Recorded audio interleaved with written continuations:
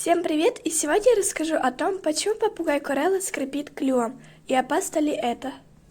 Хозяев, которые обзавелись попугаем не так давно, очень многое в их поведении удивляет.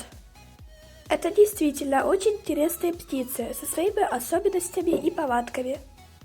Например, для них характерно то, что они издают звук, напоминающий скрип. Что это означает? Почему попугай скрипит клювом? Задаются вопросом любители попугаев.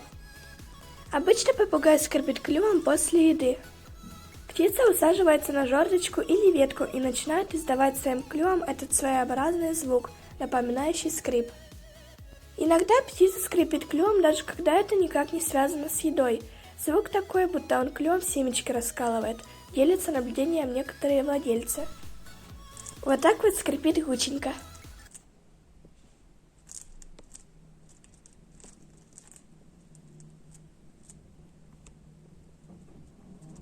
Иногда скрипящий звук доносится из клетки, в которой птица-говорун дремлет, причем это никак не мешает ей спать.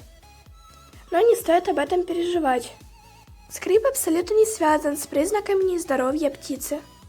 А наоборот, говорит о том, что птица-попугай всем доволен и вполне удовлетворен условиями своей жизни.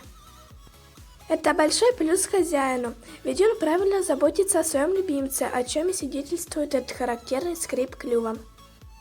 Можно этот звук оценить и как высокую оценку, которую питомец выставляет своему другу-владельцу за качественный уход и кормежку. Интересное замечание врача-орнитолога, отвечающее на вопрос, почему попугай скрипит клювом, на одном из форумов.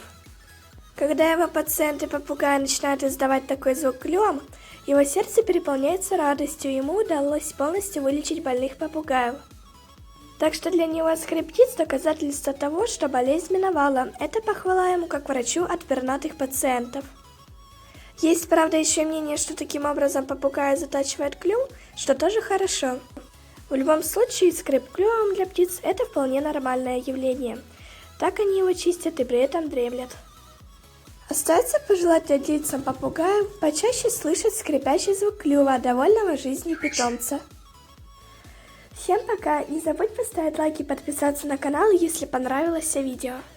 Спасибо за просмотр.